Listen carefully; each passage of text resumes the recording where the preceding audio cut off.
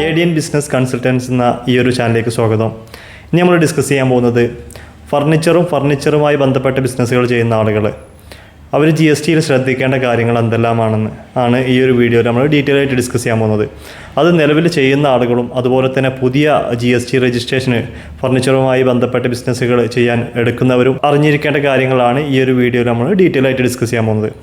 നമുക്കറിയാം GST registration നമുക്ക് നിർബന്ധമായി വരുന്നത് നമ്മുടെ ടേൺ ഓവർ, അതായത് ഒരു വർഷത്തെ ബിസിനസ്സിൻ്റെ സെയിൽ എന്ന് പറയുന്നത്, നമ്മുടെ വിൽപ്പന എന്ന് പറയുന്നത് 40 ലക്ഷമോ അതിന് മുകളിൽ വരുന്ന സമയത്ത് മാത്രമേ നമുക്ക് GST രജിസ്ട്രേഷൻ എടുക്കേണ്ടത് നിർബന്ധമായിട്ട് വരുന്നുള്ളൂ. അതിൻ്റെ താഴെയാണ് നമ്മുടെ ടേൺ ഓവർ എങ്കിൽ നമുക്ക് GST രജിസ്ട്രേഷൻ എടുക്കേണ്ട ആവശ്യമില്ല. എന്നാൽ നമ്മളൊരു കേരളത്തിന് പുറത്തേക്ക് ഒരു ബിസിനസ് ചെയ്യുന്നുണ്ടെങ്കിൽ തീർച്ചയായും GST രജിസ്ട്രേഷൻ എടുത്തിരിക്കണം. അപ്പോൾ അതല്ലാതെ ചെറുകിട ഫർണിച്ചർ ബിസിനസ് ചെയ്യുന്ന ആളുകളൊന്നും GST രജിസ്ട്രേഷൻ എടുക്കേണ്ട ആവശ്യം ഇല്ല. ഇനി GST രജിസ്ട്രേഷന്, അതായത് അവരുടെ ടേൺ ഓവർ 40 ലക്ഷമാണ് നേരത്തെ പറഞ്ഞു. ഈ ഒരു 40 ലക്ഷം ക്രോസ് ചെയ്യുന്ന ആളുകൾ, അതിൽ കൂടുതൽ ബിസിനസ് ഒരു വർഷം ചെയ്യുന്ന ആളുകൾ, അവർക്ക് 2 ഓപ്ഷനാണ് GST രജിസ്ട്രേഷൻ എടുക്കുന്ന സമയത്തുള്ളത്. അതായത് ഒന്നല്ലെങ്കിൽ അവർക്ക് എന്ത് ചെയ്യാൻ പറ്റും, കോമ്പോസിഷൻ രജിസ്ട്രേഷനായിട്ട് നമുക്ക് എടുക്കാൻ പറ്റും. അതല്ല എങ്കിൽ റെഗുലർ രജിസ്ട്രേഷനായിട്ട് എടുക്കാൻ പറ്റും. അത് എന്താണ് ഇതിൻ്റെ വ്യത്യാസം? കോമ്പോസിഷൻ എന്ന് പറയുന്നത് ഒരു ബിസിനസ് സ്ഥാപനത്തിൻ്റെ ടേൺ ഓവർ എന്ന് പറയുന്നത് 40 ലക്ഷത്തിന് മുകളിൽ പോവുകയാണ്. എന്നാൽ 1.5 കോടിക്ക് താഴെയാണ് ടേൺ ഓവർ വരുന്നതെങ്കിൽ അവർക്ക് വേണമെങ്കിൽ കോമ്പോസിഷൻ സ്കീം എന്ന രീതിയിൽ രജിസ്റ്റർ ചെയ്യാം. അതായത് ചെറുകിട സംരംഭങ്ങൾക്കാണ് ഈ ഒരു സ്കീം അപ്ലിക്കബിളായിട്ട് വരുന്നത്. അതായത് 1.5 കോടിക്ക് താഴെ ബിസിനസ് നടക്കുന്ന ആളുകൾക്ക് ഇവിടെ അവർക്ക് ടാക്സ് പറയുന്നത് 1%, അതായത് മാനുഫാക്ചറിങ് ആയതുകൊണ്ട് ഫർണിച്ചർ, അതിൽ മാനുഫാക്ചറിങ് ട്രേഡിങ് ഈ ഒരു കാറ്റഗറിയിൽ വരുന്ന ആളുകൾക്ക് 1% മാത്രമേ ഈ ഒരു കോമ്പോസിഷൻ സ്കീമിൽ ടാക്സ് അടക്കേണ്ടതായിട്ട് വരുന്നുള്ളൂ. പക്ഷേ ഇതിൻ്റെ ഒരു പോരായ്മ എന്ന് പറയുന്നത് കേരളത്തിന് പുറത്തേക്ക് സെയിൽ ചെയ്യുന്നവർക്ക് ഈ ഒരു കോമ്പോസിഷൻ സ്കീം അപ്ലിക്കബിൾ അല്ല. കേരളത്തിന് പുറത്തേക്ക് നമ്മൾ സെയിൽ ചെയ്യാൻ ഉദ്ദേശിക്കുന്നുണ്ടെങ്കിൽ റെഗുലർ രജിസ്ട്രേഷൻ തന്നെ എടുത്തിരിക്കണം. അപ്പോൾ ഇപ്പോൾ നേരത്തെ പറഞ്ഞ പോലെ 40 ലക്ഷത്തിന് മുകളിൽ പോകുന്ന 1.5 കോടിക്ക് താഴെ ബിസിനസ് വരുന്നവർക്ക്, കേരളത്തിൽ മാത്രം ബിസിനസ് ചെയ്യുന്നവരാണെങ്കിൽ കോമ്പോസിഷൻ സ്കീമിൽ രജിസ്റ്റർ ചെയ്താൽ മതി. എന്നാൽ നമുക്ക് ടാക്സ് എന്ന് പറയുന്നത് 1% ആണ്. അതായത് 1 ലക്ഷത്തിൻ്റെ സെയിൽ നമ്മൾ നടന്നു കഴിഞ്ഞാൽ 1000 രൂപ ടാക്സ് അടച്ചാൽ മതി. അപ്പോൾ നമുക്കറിയാം ഫർണിച്ചർ വ്യവസായത്തിൽ അതായത് നമ്മൾ സാധനം വിൽക്കുന്ന സമയത്ത് 18% ആണ് ടാക്സ്. എന്നാൽ ഈ വാങ്ങുന്ന ആളുകൾ മിക്കവാറും ഈ ഒരു ടാക്സ് 18% തരാൻ തയ്യാറല്ല. അപ്പോൾ പലരും പകുതി ടാക്സ് അവരേക്കൊന്ന് കളക്ട് ചെയ്യുന്നു, ചിലർ ടാക്സ് ഇല്ലാതെ തന്നെ വിൽക്കുന്നുണ്ട്. അങ്ങനെ പല രീതിയിലാണ് ബിസിനസ് ചെയ്യുന്നത്. അപ്പോൾ ഇങ്ങനെ വരുന്ന ആളുകൾക്ക് ഇപ്പോൾ പകുതി ടാക്സാണ് കളക്ട് ചെയ്യുന്നതെങ്കിൽ 9% നമ്മൾ കയ്യിൽ നിന്ന് അടക്കുകയാണെങ്കിൽ ഏറ്റവും ബെറ്റർ എന്താണ്, കോമ്പോസിഷൻ സ്കീമിൽ രജിസ്റ്റർ ചെയ്യണം. നമുക്കിവിടെ 1% മാത്രമേ നമുക്ക് എന്ത് ചെയ്യാനുള്ളൂ, ടാക്സ് അടക്കാനുള്ളൂ. അതുപോലെ തന്നെ GSTൻ്റെ ഫയലിംഗ് വരുന്നത് 3 മാസം കൂടുമ്പോഴാണ് കോമ്പോസിഷൻ സ്കീമിൽ ഫയലിംഗ് വരുന്നത്. ഇപ്പം നേരത്തെ പറഞ്ഞ പോലെ കേരളത്തിന് പുറത്തേക്ക് ഒരാൾ ബിസിനസ് ചെയ്യാൻ ഉദ്ദേശിക്കുന്നെങ്കിൽ അവർക്ക് ഇത് അപ്ലിക്കബിൾ അല്ല. കോമ്പോസിഷൻ സ്കീമിലാണ് രജിസ്റ്റർ ചെയ്യുന്നതെങ്കിൽ നമുക്ക് 1% ആണ് ടാക്സ് വരുന്നത് എന്നുള്ളത്. ഇവിടെ ഈ 1% എന്നുള്ളത് നമുക്ക് എന്ത് ചെയ്യാൻ പറ്റില്ല, കസ്റ്റമറെ കയ്യിൽ നിന്ന് അല്ലെങ്കിൽ കൺസ്യൂമറെ കയ്യിൽ നിന്ന് നമുക്ക് എന്ത് ചെയ്യാൻ പറ്റില്ല, കളക്ട് ചെയ്യാൻ പറ്റില്ല. ഇപ്പോൾ 1 ലക്ഷത്തിൻ്റെ സെയിൽ നടന്നു കഴിഞ്ഞാൽ 1000 രൂപ നമ്മൾ ടാക്സ് കൊടുക്കണം. അപ്പോൾ അതിൽ ഈ 1000 രൂപ എന്ത് ചെയ്യാൻ പറ്റില്ല, കസ്റ്റമർ കയ്യിൽ നിന്ന് നമുക്ക് കളക്ട് ചെയ്യാൻ പറ്റില്ല. അത് മുഴുവനായിട്ട് നമ്മൾ എന്ത് ചെയ്യണം, ടാക്സ് കൊടുക്കണം. അതുപോലെ തന്നെ പർച്ചേസ് ചെയ്ത സമയത്ത് എന്തെങ്കിലും ടാക്സ് നമ്മൾ കൊടുത്തിട്ടുണ്ടെങ്കിൽ അതിവിടെ കുറക്കാനും പറ്റില്ല. കോമ്പോസിഷൻ സ്കീം ആണെങ്കിൽ 1% എന്നുള്ളത് ഫിക്സ്ഡ് ആണ്. എത്രയാണ് സെയിൽ നടന്നത് അതിൻ്റെ 1% ടാക്സ് ഗവൺമെൻറ് കൊടുക്കുക. നമുക്കറിയാം റെഗുലർ രജിസ്ട്രേഷൻ ആണെങ്കിൽ ഇപ്പോൾ 18% ആണ്. 1 ലക്ഷത്തിൻ്റെ ബില്ലാണ് നമ്മൾ അടിക്കുന്നതെങ്കിൽ 18,000 രൂപയാണ് ടാക്സ് വരുന്നത്. അതിൽ നമുക്ക് എന്ത് ചെയ്യാൻ പറ്റും, പർച്ചേസ് ചെയ്തപ്പോൾ കൊടുത്ത ടാക്സ് നമുക്ക് കുറക്കാൻ പറ്റും. അതുപോലെ തന്നെ 18,000 ആണെങ്കിൽ പോലും എന്ത് ചെയ്യാൻ പറ്റും, കസ്റ്റമർ കയ്യിൽ നിന്ന് 1 ലക്ഷത്തിൻ്റെ ബില്ല് കൊടുക്കുന്ന സമയത്ത് 18,000 മുഴുവനായിട്ട് നമുക്ക് കളക്ട് ചെയ്യാൻ പറ്റും. അപ്പോൾ ഏറ്റവും ബെറ്റർ ഓപ്ഷൻ എന്ന് പറയുന്നത് റെഗുലർ രജിസ്ട്രേഷൻ തന്നെയാണ്. പക്ഷേ ഇവിടെ കസ്റ്റമർ അതല്ലെങ്കിൽ നമ്മൾ കൊടുക്കുന്ന ആർക്കാണോ വിൽക്കുന്നത് അവരെന്ത് ചെയ്യണം, ആ ടാക്സ് മുഴുവൻ തരാൻ വില്ലിങ് ആവണം. അപ്പോൾ B2B സെയിലാണ് കൂടുതലെങ്കിൽ, അതായത് GST ഇല്ല പാർട്ടിക്കാണ് നമ്മൾ കൂടുതൽ സെയിൽ ചെയ്യുന്നത്. അവർ ടാക്സ് തരാൻ തയ്യാറാണ് എങ്കിൽ റെഗുലർ രജിസ്ട്രേഷൻ തന്നെയാണ് ഏറ്റവും ബെറ്റർ. അവിടെ നമുക്ക് 1 രൂപ പോലും നമ്മൾ കയ്യിൽ നിന്ന് ടാക്സ് അടക്കേണ്ടതായിട്ട് വരില്ല. കസ്റ്റമർ കയ്യിൽ നിന്ന് നമുക്ക് മുഴുവനായിട്ട് എന്ത് ചെയ്യാം, കളക്ട് ചെയ്യാൻ പറ്റും. എന്നാൽ നമ്മൾ സെയിൽ നടത്തുന്നത് GST ഇല്ലാത്ത പാർട്ടികൾക്കാണ്. അതല്ലെങ്കിൽ GST ഇല്ലവർ പലരും മുഴുവനും അത് GST എമൗണ്ട് തരാൻ തയ്യാറല്ലാത്ത പാർട്ടികളാണെങ്കിൽ നമുക്ക് ഏറ്റവും നല്ലത് കോമ്പോസിഷൻ സ്കീമിൽ രജിസ്റ്റർ ചെയ്യാണ്. അപ്പോൾ ഇനി അതല്ല, ഈ കേരളത്തിന് പുറത്തേക്കും ബിസിനസ് ചെയ്യാൻ ഉദ്ദേശിക്കുന്നുണ്ട്, 40 ലക്ഷത്തിന് മുകളിൽ ടേൺ ഓവർ പോയിട്ടുണ്ടെങ്കിൽ നമുക്ക് തീർച്ചയായും റെഗുലർ രജിസ്ട്രേഷൻ തന്നെയാണ് എടുക്കേണ്ടത്. മിക്കവാറും ബിസിനസ് ചെയ്യുന്ന ആളുകളും ഇപ്പം നിലവിൽ എടുത്തിട്ടുണ്ടാവുക റെഗുലർ രജിസ്ട്രേഷൻ തന്നെയായിരിക്കും. അപ്പോൾ ഈ റെഗുലർ രജിസ്ട്രേഷൻ ആണ് എടുക്കുന്നതെങ്കിൽ നമുക്ക് എന്ത് ചെയ്യാൻ പറ്റും, കേരളത്തിന് പുറത്തേക്ക് എവിടെയൊക്കെ എന്ത് ചെയ്യാൻ പറ്റും, നമുക്ക് സെയിൽ ചെയ്യാൻ പറ്റും. അതിനിവിടെ ടേൺ ഓവർ ലിമിറ്റ് ഒന്നും പറയാം, നമുക്ക് എത്ര രൂപയുടെ സെയിലും വേണമെങ്കിലും നമുക്ക് എന്ത് ചെയ്യാൻ പറ്റും, നടത്താൻ പറ്റും റെഗുലർ രജിസ്ട്രേഷൻ ആണെങ്കിൽ. ഇനി ഈ ഒരു റെഗുലർ രജിസ്ട്രേഷൻ എടുത്തു കഴിഞ്ഞാൽ, അതായത് പുതിയ ഒരാൾ എടുക്കുന്ന സമയത്ത് അവർ മനസ്സിലാക്കേണ്ട കാര്യം, നമ്മളൊരു GST രജിസ്ട്രേഷൻ എന്ന് പറഞ്ഞാൽ മറ്റു ലൈസൻസുകളെ പോലെയല്ല. മറ്റു ലൈസൻസുകളാണ് ഒരു വർഷത്തിന് ലൈസൻസ് എടുക്കുക, വേറെ പിന്നെ പ്രത്യേകിച്ച് കാര്യങ്ങളൊന്നും അതിൽ ചെയ്യാനില്ല. പക്ഷേ ഇവിടെ GSTൻ്റെ കേസിൽ വരുമ്പോൾ നമ്മൾ ഈ GST എന്ന് പറഞ്ഞാൽ നമുക്ക് ടാക്സ് ഗവൺമെൻറ്റിലേക്ക് അടക്കാനുള്ള ഒരു പോർട്ടലാണ് GST. അതായത് അപ്പോൾ അത് മറ്റു രജിസ്ട്രേഷനെ പോലെ നമ്മൾ വൺസ് നമ്മൾ എന്ത് ചെയ്യുക, GST എടുത്തു കഴിഞ്ഞാൽ അത് എല്ലാ മാസം എന്ത് ചെയ്യണം, അത് ഫയൽ ചെയ്ത് കൃത്യമായി ഫയൽ ചെയ്ത് പോകണം. അതല്ല GST എടുത്തു കഴിഞ്ഞിട്ട് പിന്നെ അത് ഫയൽ ചെയ്യാതെ പോയി കഴിഞ്ഞാൽ ഓരോ ദിവസം വൈകുന്നതിനനുസരിച്ചും ഫൈന് വരുന്നതാണ്. അതുപോലെ തന്നെ നമ്മൾ ടാക്സ് അടക്കാനുണ്ടെങ്കിൽ അതിൻ്റെ ഇൻട്രസ്റ്റ് നമുക്ക് എന്ത് ചെയ്യും, അടക്കാൻ നിർബന്ധിതമായിട്ട് വരും. അപ്പോൾ GST എടുക്കുന്നവർ ഈ ഒരു കാര്യം എന്തായാലും എന്ത് ചെയ്യണം, മനസ്സിലാക്കിയിരിക്കണം. ടാക്സ് അതായത് എടുത്തു കഴിഞ്ഞാൽ നമുക്ക് എന്ത് ചെയ്യണം, കറക്റ്റായിട്ട് ഫയൽ ചെയ്യണം. പിന്നെ അതുപോലെ തന്നെ ഇത് എടുക്കുന്ന ആളുകൾ മറ്റൊരു കാര്യം ശ്രദ്ധിക്കാനുള്ളത്, നമുക്ക് വേറെ ഇത് GST ഒരു ഫർണിച്ചർ അതിന് ഒരു വ്യവസായത്തിന് വേണ്ടി നമ്മൾ GST എടുക്കുകയാണെങ്കിൽ നമുക്ക് ഇതല്ലാത്തൊരു ബിസിനസ് ഉണ്ട്, അങ്ങനെയാണെങ്കിൽ അതിനും ഈ ഒരു GST അപ്ലിക്കബിൾ ആയിട്ട് വരും എന്നുള്ളതാണ്. ഇപ്പോൾ ഒരു ഉദാഹരണത്തിന് എനിക്ക് ഫർണിച്ചർ വ്യവസായമുണ്ട് നേരിട്ട്, ഞാനൊരു ബിസിനസ് കൺസൾട്ടൻ്റ് ആണ്. ഞാൻ എൻ്റെ ഈ ഫർണിച്ചർ വ്യവസായത്തിന് വേണ്ടി GST രജിസ്ട്രേഷൻ എടുത്തു കഴിഞ്ഞാൽ എനിക്ക് എൻ്റെ ഈ ഒരു കൺസൾട്ടിങ് എന്നുള്ളതും അത് GSTയുടെ പരിധിയിൽ വരും. അതിനും ഞാൻ എന്ത് ചെയ്യണം, ടാക്സ് കൊടുക്കേണ്ടതായിട്ട് വരും. മറ്റൊരു കാര്യം ഓർമ്മപ്പെടുത്താനുള്ളത്, നിങ്ങൾക്ക് അക്കൗണ്ട്സ് ടാക്സ് പരമായിട്ടുള്ള എന്തെങ്കിലും സർവീസുകൾ ആവശ്യമുണ്ടെങ്കിൽ നിങ്ങൾക്ക് ഞങ്ങളുമായി കോൺടാക്റ്റ് ചെയ്യാം. അത് GST രജിസ്ട്രേഷൻ ആയിക്കോട്ടെ, ഇൻകം ടാക്സ് ഫയലിംഗ് ആയിക്കോട്ടെ, അതല്ലെങ്കിൽ ഓഡിറ്റിംഗ്, കമ്പനി ഇൻകോർപ്പറേഷൻ, LLPൻ്റെ രജിസ്ട്രേഷന്, പാർട്ട്ണർഷിപ്പിൻ്റെ ഡീഡ് കാര്യങ്ങൾ ചെയ്യുന്നത്, അതുപോലെ തന്നെ നിങ്ങൾക്ക് എന്തെങ്കിലും നോട്ടീസ് വന്നിട്ടുണ്ടെങ്കിൽ അത് ക്ലിയർ ചെയ്യുക, തുടങ്ങിയ അക്കൗണ്ട്സ് ടാക്സ് പരമായിട്ടുള്ള എന്ത് സർവീസുകൾ ആവശ്യമുണ്ടെങ്കിലും നിങ്ങൾക്ക് ഞങ്ങളുമായി കോൺടാക്റ്റ് ചെയ്യാം. എൻ്റെ നമ്പറും കാര്യങ്ങളും ഞാൻ ഈ ഒരു വീഡിയോയുടെ ഡിസ്ക്രിപ്ഷൻ ബോക്സിൽ കൊടുത്തിട്ടുണ്ട്.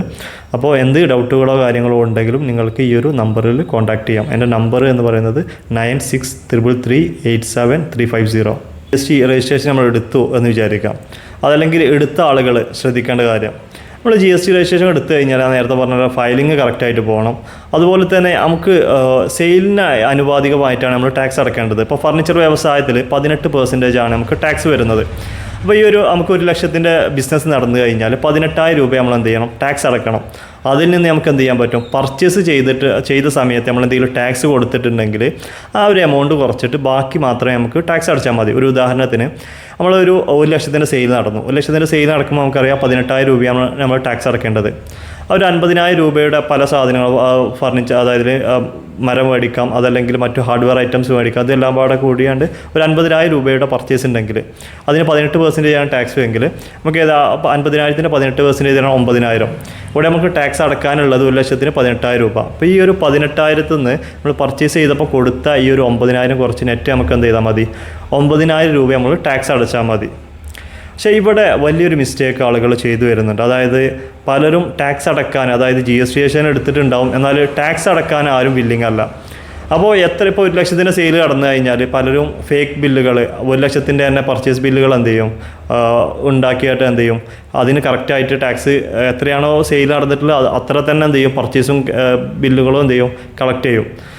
അങ്ങനെ ബില്ല് കളക്ട് ചെയ്യുന്ന സമയത്ത് നമുക്ക് ടാക്സ് അടക്കാനൊന്നും ഉണ്ടാവില്ല. പക്ഷേ എന്താ പ്രശ്നം എന്ന് ചോദിച്ചാൽ, ഇപ്പോൾ ഒരു ബിസിനസ് സ്ഥാപനം നമുക്കറിയാം 1 ലക്ഷത്തിൻ്റെ ബിസിനസ് നടന്നു, 1 ലക്ഷത്തിൻ്റെ പർച്ചേസ്. അപ്പോൾ അവിടെ ലാഭം എന്താണ്, ഒരു ലാഭം ഇല്ലാതെ ഒരു ബിസിനസ് മുന്നോട്ട് പോവുകയാണ്. മാത്രമല്ല ഈ പർച്ചേസും സെയിലും തന്നെ ഒരേപോലെ വരുന്നത്. പിന്നെ നമുക്ക് അതല്ലാതെ ഒരുപാട് എക്സ്പെൻസുകൾ നമ്മുടെ ബിസിനസ്സിലുണ്ട്. ഒരു ഉദാഹരണം പറഞ്ഞാൽ നമ്മളൊരു ബിസിനസ് റൺ ചെയ്ത് പോകണമെങ്കിൽ അവിടെ എന്ത് ചെയ്യണം, സ്റ്റാഫിന് സാലറി കൊടുക്കണം. അത് ഈ ഒരു പ്രോഫിറ്റ്, അതായത് ഈ ഒരു അതായത് എത്രയാണോ സെയിൽ നടന്നത് അതിൽ നിന്ന് പർച്ചേസ് കുറച്ച് അതിൻ്റെ ലാഭത്തിൽ നിന്ന് എന്ത് ചെയ്യണം, ഈ ഒരു എക്സ്പെൻസുകൾ മീറ്റ് ചെയ്യണം. അതായത് സാലറി കൊടുക്കണം, റെൻറ്റ് കൊടുക്കണം, അവിടുത്തെ ഇലക്ട്രിസിറ്റി ബില്ല് കൊടുക്കണം, മറ്റു ഓഫീസിൽ വരുന്ന ചിലവുകൾ കൊടുക്കണം, ട്രാൻസ്പോർട്ടേഷൻ കൊടുക്കണം. ഇതെല്ലാം കഴിഞ്ഞിട്ടൊരു ലാഭം ഉണ്ടാകുമ്പോഴേ ഒരു ബിസിനസ് മുന്നോട്ട് പോകുള്ളൂ. ഇവിടെ ഫേക്ക് ബില്ല് ഉണ്ടാക്കിയാണ്ട് എത്രയാണോ സെയിൽ അത് അത്ര തന്നെ പർച്ചേസ് കാട്ടി തന്നെ അവിടെ തന്നെ എന്തായി സ്ഥാപനം ലോസിൽ പോവുകയാണ് പലപ്പോഴും. കാരണം സെയിലിൻ്റെ മുകളിൽ പർച്ചേസ് കയറും. അപ്പോൾ സ്ഥാപനം ആ ഒരു സമയത്ത് തന്നെ ലോസിലാവും. പിന്നെ ഈ ഒരു എക്സ്പെൻസുകൾ, സാലറി കൊടുക്കുന്നതും അതുപോലെ തന്നെ മറ്റു ഓഫീസിൽ വരുന്ന എക്സ്പെൻസുകൾ, ഇലക്ട്രിസിറ്റി, റെൻറ്റ്, ഇതൊക്കെ കാണിക്കുന്ന സമയത്ത് ഈ ഒരു സ്ഥാപനം വൻ ലോസിലായിട്ട് മാറും. അപ്പോൾ ഇങ്ങനെ വലിയൊരു നഷ്ടത്തിൽ വരുന്ന സ്ഥാപനം നമുക്ക് എത്ര കാലം മുന്നോട്ട് പോകുന്നുള്ളത് നമുക്ക് ചിന്തിച്ചാൽ അറിയാൻ പറ്റും. അപ്പോൾ ഇങ്ങനെ ഒരു സ്ഥാപനം നമുക്ക് മുന്നോട്ട് കൊണ്ടുപോകാൻ കഴിയില്ല എന്നുള്ളതാണ് യാഥാർത്ഥ്യം. അപ്പോൾ നമ്മളിങ്ങനെ ഒരു സ്ഥാപനം മുന്നോട്ട് കൊണ്ടുപോകുമ്പോൾ നമുക്കിതൊരു GSTയുടെ ചെക്കിങ്ങോ കാര്യങ്ങളൊക്കെ വന്നു കഴിഞ്ഞാൽ അവർക്ക് അത് ഈസി ആയിട്ട് മനസ്സിലാക്കാൻ പറ്റും. കാരണം ഒരു ബിസിനസ്സും എന്ത് ചെയ്യും 3-4 വർഷം ഒന്നും ഇങ്ങനെ നഷ്ടത്തിൽ അങ്ങനെ പോകാൻ സാധിക്കുകയില്ല. അപ്പോൾ ആ ഒരു കാര്യം എന്ത് ചെയ്യണം, ഇങ്ങനെ ഹാർഡ്വെയർ ബില്ലൊക്കെ പലരും എന്ത് ചെയ്യും B2C അടിക്കുന്ന ബില്ലുകൾ B2B ആക്കിയാണ്ട് അടിച്ചാണ്ട് ചെയ്യുന്നുണ്ട്. അപ്പോൾ ഒരുപാട് ബില്ലുകൾ കയറുന്ന ആളുകൾ എന്ത് ചെയ്യുക, ശ്രദ്ധിക്കുക. കാരണം ഇങ്ങനെ നഷ്ടത്തിൽ എന്ത് ചെയ്യാൻ പറ്റില്ല, ബിസിനസ് നടക്കില്ല. അപ്പോൾ ഈ ഒരു കാര്യം ചെക്കിങ്ങിന് വന്നു കഴിഞ്ഞാൽ അവർ നോട്ട് ചെയ്യുന്നതാണ്. അതുപോലെ തന്നെ മറ്റു ഒരു മിസ്റ്റേക്ക് ഈ ഫർണിച്ചർ വ്യവസായം ചെയ്യുന്ന ആളുകൾ ചെയ്യുന്നത്, നമുക്കറിയാം GST രജിസ്ട്രേഷൻ എടുത്തു കഴിഞ്ഞാൽ GSTയിൽ ബാങ്കിൻ്റെ ഡീറ്റെയിൽസ് 40 ദിവസത്തിനുള്ളിലാക്കാം ബാങ്കിൻ്റെ ഡീറ്റെയിൽസ് ഇതിൽ ആഡ് ചെയ്ത് കൊടുക്കണം. അപ്പോൾ അവർ ഇതിനു വേണ്ടി ഒരു കറണ്ട് അക്കൗണ്ട് ഉണ്ടാക്കും. ആ ഒരു കറണ്ട് അക്കൗണ്ട് ഇതിൽ ആഡ് ചെയ്ത് വെക്കും GSTയുടെ സൈറ്റിൽ. എന്നിട്ട് എന്ത് ചെയ്യും, ഒരുപാട് സെയിൽ നടക്കും. എന്നിട്ട് കറണ്ട് അക്കൗണ്ടിൽ കാണിക്കുന്നത് മാത്രം എന്ത് ചെയ്യും, GSTയിൽ കാണിക്കും. ബാക്കിയുള്ളതൊക്കെ അവരുടെ പേഴ്സണൽ സേവിങ്സ് അക്കൗണ്ടിലേക്ക് എന്ത് ചെയ്യും, എമൗണ്ട് ട്രാൻസ്ഫർ ആക്കും. എന്നിട്ട് ആ ഒരു എമൗണ്ട് കാണിക്കാതിരിക്കും. അപ്പോൾ അവർ ചിന്തിക്കുന്നത് എന്താണ്, കറണ്ട് അക്കൗണ്ടിൽ കാണിച്ചതൊക്കെ ഞാൻ കാണിച്ചിട്ടുണ്ട്, മറ്റേതിൻ്റെ സേവിങ്സ് അല്ലേ എന്നുള്ളതാണ്. പക്ഷേ ഇവിടെ നമ്മൾ ശ്രദ്ധിക്കേണ്ടത് എന്താ വെച്ചാൽ, നമ്മൾ എടുക്കുന്ന അതായത് ഒരു പ്രൊപ്പറേറ്റർഷിപ്പ് ആണെങ്കിൽ അവരുടെ പാൻ കാർഡ് വെച്ചിട്ടാണ് അവർ എടുക്കുന്നത്. അപ്പോൾ ആ പാൻ കാർഡ് വെച്ചിട്ട് എടുത്ത കറണ്ട് അക്കൗണ്ടും ആ പാൻ കാർഡ് വെച്ചിട്ട് എടുത്ത സേവിങ്സ് അക്കൗണ്ട് രണ്ടും ഒരേ എഫക്റ്റാണ്. ഏതൊരു ഇൻകം വന്നു കഴിഞ്ഞാൽ നമ്മൾ എന്ത് ചെയ്യണം, അത് കാണിച്ചുകൊണ്ട് ഇൻകം ടാക്സ് ഫയൽ ചെയ്യണം. അതുപോലെ തന്നെ GSTയിലും ആ എമൗണ്ട് കാണിക്കണം. സെയിൽ നടന്നിട്ടുണ്ടെങ്കിൽ അത് വന്നത് സേവിങ്സ് അക്കൗണ്ട് ആണെങ്കിലും ഇതാണെങ്കിലും ഒരേ പാൻ കാർഡിൻ്റെ ഇതിലാണ് എടുത്തിട്ടുള്ളത്. അപ്പോൾ എന്തായാലും അത് എന്ത് ചെയ്യണം, കാണിക്കൽ നിർബന്ധിതമാണ്. അതല്ല എങ്കിൽ പിന്നീട് നമ്മൾ IT ഫയൽ ചെയ്യുന്ന സമയത്ത് വലിയൊരു എമൗണ്ട് എന്ത് ചെയ്തിട്ടുണ്ടാവും, ബാങ്കിലൂടെ വന്നിട്ടുണ്ടാവും. അത് കാണിക്കുന്ന സമയത്ത് ITയിൽ വലിയൊരു എമൗണ്ട് സെയിലും വരും, ഇവിടെ സെയിൽ കുറവും വരും. അപ്പോൾ അത് നമുക്ക് നോട്ടീസ് വരാനുള്ള സാധ്യത ഉണ്ട്. അപ്പോൾ പിന്നെ അതല്ലെങ്കിൽ ആ ഒരു സമയത്ത് നമ്മൾ ITയിൽ കാണിച്ചു കഴിഞ്ഞാൽ ഇവിടെ കാണിച്ചിട്ടില്ല എങ്കിൽ പിന്നീട് അതിൻ്റെ ഇൻട്രസ്റ്റ് അടക്കം നമ്മൾ എന്ത് ചെയ്യേണ്ടി വരും, കൊടുക്കേണ്ടി വരും. അപ്പോൾ ബാങ്ക് അക്കൗണ്ടിൽ വരുന്നുണ്ടെങ്കിൽ അത് എന്തായാലും എന്ത് ചെയ്യണം, അത് കാണിക്കണം. അത് ഇനി സേവിങ്സ് അക്കൗണ്ടിലൂടെ ഇട്ടിട്ട് അത് കാണിക്കാതെ ഇരിക്കരുത്. അത് എന്ത് ചെയ്യണം, തീർച്ചയായും അക്കൗണ്ടിൽ എമൗണ്ട് വന്നിട്ടുണ്ടെങ്കിൽ അത് തീർച്ചയായും കാണിക്കുക തന്നെ വേണം. അതുപോലെ മറ്റൊരു കാര്യം ശ്രദ്ധിക്കാനുള്ളത്, നമുക്കറിയാം GST രജിസ്ട്രേഷൻ എടുത്തു കഴിഞ്ഞ് 40 ദിവസത്തിനുള്ളിലൊക്കെ എന്ത് ചെയ്യണം, ബാങ്ക് അക്കൗണ്ട് അതിൽ ആഡ് ചെയ്ത് കൊടുക്കണം. അപ്പോൾ ചില ആളുകളൊക്കെ എന്ത് ചെയ്യണം, അവിടെ കറണ്ട് അക്കൗണ്ട് എടുക്കുന്നതിന് പകരം അവരുടെ സേവിങ്സ് അക്കൗണ്ടിലൂടെ എന്ത് ചെയ്യും, ട്രാൻസാക്ഷൻ നടത്തും. അപ്പോൾ ഇങ്ങനെ ചെയ്യുന്ന സമയത്ത് എന്താ പ്രശ്നം ചോദിച്ചാൽ, സേവിങ്സ് അക്കൗണ്ട് എന്ന് പറയുന്നത് നമുക്ക് വരുന്ന ബാലൻസ് വരുന്ന എമൗണ്ട് എടുത്തു വെക്കാനുള്ളൊരു ഇതാണ് സേവിങ്സ് അക്കൗണ്ട് എന്ന് പറയുന്നത്. അപ്പോൾ ഈ സേവിങ്സ് അക്കൗണ്ടിലൂടെ വലിയ ട്രാൻസാക്ഷൻ വരുന്നത് ശരിക്കും പറഞ്ഞാൽ ഗവൺമെൻറ്റിന് അത് മനസ്സിലാവുന്നില്ല എന്ത് എമൗണ്ട് ആണെന്നുള്ളത്.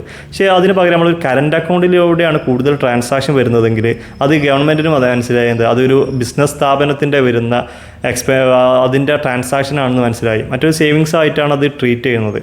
അപ്പോൾ അത് ശ്രദ്ധിക്കണം. അതുപോലെ തന്നെ കറണ്ട് അക്കൗണ്ടിലൂടെയാണ് നമ്മളുടെ ട്രാൻസാക്ഷൻ എല്ലാം നടക്കുന്നതെങ്കിൽ നമുക്കൊരു വർഷം ആകുമ്പോൾ നമുക്ക് എത്രയാണ് നമ്മുടെ ബിസിനസ്സിൻ്റെ സെയിൽ നടന്നത്, എത്രയാണ് നമ്മൾ വന്നത്, വരവുകൾ കാര്യങ്ങളൊക്കെ നമുക്ക് കറക്റ്റായിട്ട് ട്രാക്ക് ചെയ്യാൻ പറ്റും.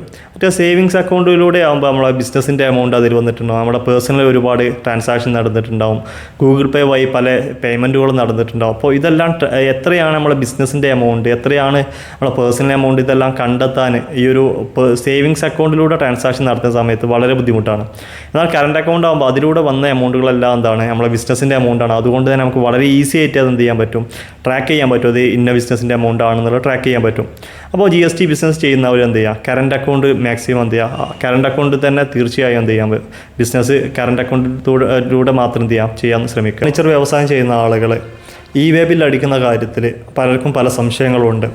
അപ്പോൾ E-way ബിൽ നമ്മൾ അടിക്കേണ്ടത് നമ്മളെ വാഹനത്തിൽ നമ്മളൊരു സാധനം ഒരു സ്ഥലത്ത് നിന്ന് മറ്റൊരു സ്ഥലത്തേക്ക് കൊണ്ടുപോകുന്ന സമയത്ത് ആ ഒരു വാഹനത്തിലുള്ള ചരക്കിൻ്റെ അതല്ലെങ്കിൽ ആ ഒരു വാഹനത്തിലുള്ള പ്രൊഡക്റ്റിൻ്റെ എമൗണ്ട് എന്ന് പറഞ്ഞത് 50,000-ന് മുകളിൽ വന്നു കഴിഞ്ഞാൽ E-way ബിൽ എടുക്കൽ നിർബന്ധിതമാണ്. അപ്പോൾ പലരും ചെയ്യുന്നത് എന്താ വെച്ചാൽ ഒരു പ്രൊഡക്റ്റ് ട്രാൻസ്ഫർ ചെയ്യുന്ന സമയത്ത് അല്ലെങ്കിൽ ഫർണിച്ചർ സാധനങ്ങളൊക്കെ ഒരു സ്ഥലത്ത് നിന്ന് മറ്റൊരു സ്ഥലത്തേക്ക് ട്രാൻസ്ഫർ ചെയ്യുന്ന സമയത്ത് ആ ബില്ലുകൾ 2 എണ്ണം ആക്കി മാറ്റും. ഇപ്പോൾ 1,00,000-ൻ്റെ ബില്ല് അതല്ലെങ്കിൽ 70,000-ൻ്റെ ബില്ലാണെങ്കിൽ 30,000-ൻ്റെ ബില്ലും ഒരു 40,000-ൻ്റെ ബില്ലും അങ്ങനെ ആക്കിയാണ്ട് എന്ത് ചെയ്യാറുണ്ട്, കൊണ്ടുപോകാറുണ്ട്. ശരിക്കും റൂള് പ്രകാരം നമ്മുടെ വാഹനത്തിൽ എന്ത് ചെയ്യാണ്, 50,000-ന് മുകളിൽ എമൗണ്ട് വരുന്ന സാധനങ്ങളുണ്ടെങ്കിൽ, അപ്പോൾ 2-3 പാർട്ടിക്കുള്ളതാണെങ്കിൽ പോലും എന്ത് ചെയ്യണം, നമ്മൾ E-way ബില്ല് തീർച്ചയായും എടുത്തിരിക്കണം. ഒരു വർഷവും നമ്മൾ ഇൻകം ടാക്സ്, നമുക്കറിയാം ഇൻകം ടാക്സിൻ്റെ ഫയലിങ്ങിൻ്റെ ഡേറ്റ് എന്ന് പറയുന്നത്, അതായത് കഴിഞ്ഞ ഒരു വർഷത്തത് നമ്മൾ ഫയൽ ചെയ്യേണ്ടത്, അതായത് ഇപ്പോൾ കഴിഞ്ഞ വർഷം എന്ന് പറയുന്നത് 2023-24 ഫിനാൻഷ്യൽ ഇയർ ആണ് ഇപ്പോൾ കഴിഞ്ഞു പോയിട്ടുള്ളത്. അതിൻ്റെ ഇൻകം ടാക്സ് ഫയൽ ചെയ്യേണ്ടത് നമുക്ക് ഈ വരുന്ന ജൂലൈ 31 നമ്മൾ എന്ത് ചെയ്യേണ്ടത്, ഇൻകം ടാക്സ് ഫയൽ ചെയ്യേണ്ടത്. ഇനി ഓഡിറ്റ് വരുന്ന കേസുകളാണെങ്കിൽ അവർക്ക് സെപ്റ്റംബർ വരെയാണ് സമയമുള്ളത്. അതല്ലാത്ത എല്ലാ പാർട്ടികളും എന്ത് ചെയ്യണം, ജൂലൈ 31 തന്നെ ഇൻകം ടാക്സ് കറക്റ്റായിട്ട് ഫയൽ ചെയ്തിരിക്കണം. നമുക്കറിയാം ഇൻകം ടാക്സ് ഫയൽ ചെയ്ത് നമുക്ക് എത്രയാണോ GST വന്ന ടേൺ ഓവർ, നമുക്ക് ബിസിനസ് എന്തെല്ലാം നടന്നു, നമുക്ക് ഏതൊക്കെ പാർട്ടി TDS പിടിച്ചിട്ടുണ്ട്, ഈ ഡീറ്റെയിൽസൊക്കെ നമ്മളെ ഇൻകം ടാക്സിൻ്റെ സൈറ്റിൽ ഓട്ടോമാറ്റിക്കായിട്ട് വന്നിട്ടുണ്ടാവും. അപ്പോൾ നിങ്ങൾ ഇൻകം ടാക്സ് ഫയൽ ചെയ്യാൻ വിട്ടുപോകരുത്. 31 ജൂലൈൻ്റെ ഉള്ളിൽ തന്നെ എന്ത് ചെയ്യണം, ഇൻകം ടാക്സ് കൃത്യമായിട്ട് ഫയൽ ചെയ്യണം. ഇല്ല എങ്കിൽ നിങ്ങൾക്ക് എന്തായാലും, അതായത് ടേൺ ഓവർ ഉള്ള പാർട്ടികളാണെങ്കിൽ നോട്ടീസ് വരാനുള്ള സാധ്യത കൂടുതലാണ്. കാരണം എന്താ വെച്ചാൽ 2 ലക്ഷത്തിന് മുകളിൽ ഇൻകം ആൾ ഇൻകം ടാക്സ് ഫയൽ ചെയ്യണം. അപ്പോൾ വലിയൊരു ഈ ഒരു ഫർണിച്ചർ വ്യവസായം നടത്തുന്നവരുടെ ടേൺ ഓവർ എന്ന് പറയുന്നത് വലിയതായിരിക്കും. ലാഭം ഇല്ലെങ്കിൽ പോലും ടേൺ ഓവർ വലിയതായിരിക്കും. അപ്പോൾ അത്രയും വലിയ ടേൺ ഓവർ വരുന്ന സമയത്ത് ഇൻകം ടാക്സ് ഫയൽ ചെയ്തിട്ടില്ല എങ്കിൽ അതെന്തായാലും നോട്ടീസ് വരാനുള്ള സാധ്യത കൂടുതലാണ്. പിന്നെ GST എടുത്തവർ ശ്രദ്ധിക്കേണ്ട കാര്യം, നമുക്ക് എല്ലാ മാസം ഫയലിംഗ് നിർബന്ധമാണ്, ഞാൻ നേരത്തെ പറഞ്ഞു. അപ്പോൾ അതിൽ ഇപ്പോൾ ഒരു പക്ഷേ നമുക്ക് എന്ത് ചെയ്യാം, 2, 3, 4 മാസം സെയിലൊന്നും നടക്കാത്ത മാസങ്ങളുണ്ടാവാം. അങ്ങനെയാണെങ്കിൽ പോലും എന്ത് ചെയ്യണം, GSTയുടെ റിട്ടേൺ ഫയൽ ചെയ്യണം. ഇപ്പോൾ ബിസിനസ് നടന്നിട്ടില്ല എങ്കിൽ എന്ത് ചെയ്യണം, നിൽ റിട്ടേൺ ഫയൽ ചെയ്യണം. അതായത് ബിസിനസ് നടന്നിട്ടില്ല എന്ന് പറഞ്ഞുകൊണ്ട് എന്ത് ചെയ്യണം, GST ഫയൽ ചെയ്യണം. അതല്ലാതെ ഫയൽ ചെയ്യാതെ ഒരിക്കലും എന്ത് ചെയ്യരുത്, പോരുത്. GSTയുടെ ഫയലിങ്ങിനെ നമുക്കറിയാം 2 ടൈമിലാണ് GST ഫയൽ ചെയ്യേണ്ടത്. അതായത് GSTR 1 11-ാം തീയതിക്കുള്ളിൽ GSTR 1 ഫയൽ ചെയ്യണം. GSTR 3B എന്ന ഫോം 20-ാം തീയതിക്കുള്ളിൽ തന്നെ എന്ത് ചെയ്യണം, ഫയൽ ചെയ്യണം. ഇപ്പോൾ GSTR 1 എന്ന് പറയുന്നത് നമ്മളെ സെയിൽ കാണിക്കുന്ന ഫോമാണ്. നമ്മൾക്ക് എത്രയാണോ സെയിൽ നടന്നത്, ഏതൊക്കെ പാർട്ടിക്കാണ് സെയിൽ ചെയ്തത്, ഇതെല്ലാമാണ് GSTR 1 ഫയൽ ചെയ്യുന്നത്. GSTR 3B എന്ന് പറയുന്നത് അതിൻ്റെ ടാക്സ് കൊടുക്കുന്ന ഡേറ്റാണ്. അപ്പോൾ അത് 20-ാം തീയതിക്കുള്ളിലാണ്. അപ്പോൾ കഴിഞ്ഞ മാർച്ചിലാണെങ്കിൽ ഏപ്രിൽ 20-ാം തീയതിക്കുള്ളിൽ എന്ത് ചെയ്യണം, നമ്മളതിൻ്റെ ടാക്സ് കൊടുക്കേണ്ടതായിട്ടുണ്ട്. ബിസിനസ് ഒന്നും നടന്നിട്ടില്ല എങ്കിൽ എന്ത് ചെയ്യണ്ട, ടാക്സ് കൊടുക്കേണ്ട ആവശ്യമില്ല. ജസ്റ്റ് അത് ഫയൽ ചെയ്തിട്ടാൽ മതി. പലരും ബിസിനസ് ചെയ്തിട്ട് സക്സസ് ആവാതെ പോകുന്ന ഒരുപാട് പേരുണ്ട്. അപ്പോൾ നമ്മൾ GST രജിസ്ട്രേഷൻ എടുത്തതിന് ശേഷം നമ്മൾ ആ ഒരു ബിസിനസ് വേണ്ടത്ര രീതിയിൽ മുന്നോട്ട് പോകുന്നില്ല, അതല്ലെങ്കിൽ ആ ഒരു ബിസിനസ് നിർത്താൻ ഉദ്ദേശിക്കുന്ന ആളുകൾ എന്ത് ചെയ്യണം, തീർച്ചയായും ആ GST രജിസ്ട്രേഷൻ ആദ്യം ക്യാൻസൽ ചെയ്തിടണം. ഇല്ല എങ്കിൽ നിങ്ങൾ എന്നാണ് ക്യാൻസൽ ചെയ്യുന്നത് അതുവരെ നിങ്ങൾക്ക് എന്ത് ചെയ്യാം, അതിൻ്റെ ഫൈനും ലേറ്റ് ഫീയും കാര്യങ്ങളൊക്കെ വരാം. അപ്പോൾ GST നിങ്ങൾ എന്ത് ചെയ്യാണ്, ക്യാൻസൽ ചെയ്യുക. നിങ്ങൾക്ക് വേണ്ട ഈ ഒരു ബിസിനസ് ചെയ്യുന്നില്ല എങ്കിൽ എന്ത് ചെയ്യുക, ഉടനെ തന്നെ എന്ത് ചെയ്യുക, നിങ്ങളെ ആരാണ് നിങ്ങളെ ഫയലിങ് കാര്യങ്ങൾ ചെയ്യുന്നത് അവരോട് പറഞ്ഞുകൊണ്ട് GST ക്യാൻസൽ ചെയ്യുക. അത് ക്യാൻസൽ ചെയ്ത് കഴിഞ്ഞാൽ, നമുക്കൊരു ക്യാൻസലേഷൻ കൊടുത്തു കഴിഞ്ഞാൽ നമുക്ക് ഈ ഒരു ക്യാൻസലേഷൻ അപ്രൂവ് ആയിട്ട് വരും. ആ ഓഫീസർ അത് ചെക്ക് ചെയ്യും. അത് അപ്രൂവ് ആയി വന്നു കഴിഞ്ഞാൽ 3 മന്ത്സിൻ്റെ ഉള്ളിൽ തന്നെ എന്ത് ചെയ്യണം, ഒരു ഫൈനൽ റിട്ടേൺ, അതായത് ഇനി എന്തെങ്കിലും ഇൻപുട്ട് എന്തെങ്കിലും എടുത്തിട്ടുണ്ടെങ്കിൽ അത് തിരിച്ചടക്കാനുണ്ടെങ്കിൽ അത് അടക്കേണ്ടി വരും. അപ്പോൾ അങ്ങനെ എന്തെങ്കിലും പെൻഡിങ്ങോ കാര്യങ്ങളാണെന്നുണ്ടെങ്കിൽ നമുക്ക് എന്ത് ചെയ്യും, 90 ദിവസത്തിനുള്ളിൽ ഒരു ഫൈനൽ റിട്ടേൺ എന്ന് പറഞ്ഞ റിട്ടേൺ ഉണ്ട്. അപ്പോൾ അതും കൂടി എന്ത് ചെയ്യണം, അതിൻ്റെ കൂടെ ഫയൽ ചെയ്തിടണം. ഇല്ല എങ്കിൽ അത് വിട്ടുപോയി കഴിഞ്ഞാൽ, ഞാൻ പല വീഡിയോയിലും പറഞ്ഞിട്ടുണ്ട്, 10,000 രൂപ നമ്മൾ എന്ത് ചെയ്യണം, അതിൻ്റെ ലേറ്റ് ഫീ ആയിട്ട് നമ്മൾ എന്ത് ചെയ്യേണ്ടി വരും, അടക്കാൻ വരുന്നതാണ്. അതുപോലെ ഒരു ബിസിനസ് സ്ഥാപനത്തിന് ഒരു GST രജിസ്ട്രേഷൻ എടുത്ത്, എന്നാൽ ആ ഒരു ബിസിനസ് സ്ഥാപനം നമുക്ക് വേണ്ട രീതിയിൽ പോകുന്നില്ല, ആ ഒരു ബിസിനസ് നിർത്തി മറ്റൊരു ബിസിനസ്സിലേക്ക് പോവുകയാണെങ്കിൽ ഈ ഒരു രജിസ്ട്രേഷൻ തന്നെ മതിയോ എന്നുള്ള ഒരു സംശയമുണ്ട്. അപ്പോൾ നിങ്ങൾക്ക് നിങ്ങളൊരു GSTയിൽ നിങ്ങൾക്ക് ഏത് ബിസിനസ്സും നിങ്ങൾക്ക് എന്ത് ചെയ്യാൻ പറ്റും. അപ്പോൾ അതിൽ നിങ്ങൾ പ്രധാനമായിട്ട് ചെയ്യുന്ന ബിസിനസ് എന്താണോ അതിനെ നിങ്ങൾ എന്ത് ചെയ്യണം, അതിൽ HSN കോഡ് അതിൽ ആഡ് ചെയ്തിരിക്കണം എന്നുള്ളൂ. അപ്പോൾ നിങ്ങൾ വേറൊരു ബിസിനസ് ചെയ്യാനോ എൻ്റയർലി ഡിഫറൻ്റ് ആയിട്ടൊരു ബിസിനസ് ചെയ്യാൻ ഉദ്ദേശിക്കുന്നെങ്കിൽ നിങ്ങൾ GSTയിൽ എന്ത് ചെയ്യണം, അമെൻഡ് ചെയ്തിട്ട് ആ ഒരു ബിസിനസ്സിൻ്റെ HSN കോഡും കൂടി നിങ്ങൾ എന്ത് ചെയ്യണം, ആഡ് ചെയ്ത് കൊടുക്കണം. ആ ഒരു GST തന്നെ നിങ്ങൾക്ക് എല്ലാ ബിസിനസ്സും ചെയ്യാൻ പറ്റുന്നതാണ്. പിന്നെ നിങ്ങൾക്ക് ഒരു GST രജിസ്ട്രേഷൻ എടുത്ത് അതല്ലെങ്കിൽ നിങ്ങൾക്കൊരു രജിസ്ട്രേഷൻ ഉണ്ട്, നിങ്ങളുടെ ബ്രാഞ്ച് വേറൊരു സ്ഥലത്ത് നിങ്ങൾ ചെയ്യാൻ ഉദ്ദേശിക്കുകയാണ്, വേറൊരു ബ്രാഞ്ച് കൂടി ഓപ്പൺ ആവുകയാണ്. അങ്ങനെയാണെങ്കിൽ നിങ്ങൾക്ക് അവിടെ വേണമെങ്കിൽ ഈ ഒരു GST തന്നെ ചെയ്യാൻ പറ്റും. നിങ്ങളെ ബ്രാഞ്ച് ആഡ് ചെയ്ത് കൊടുത്താണ്ട് നമുക്ക് എന്ത് ചെയ്യാം, ഈ ഒരു GST തന്നെ ആ ഒരു ബ്രാഞ്ചിൻ്റെ ഡീറ്റെയിൽസും ഫയലും കാര്യങ്ങളൊക്കെ ചെയ്യാൻ പറ്റും.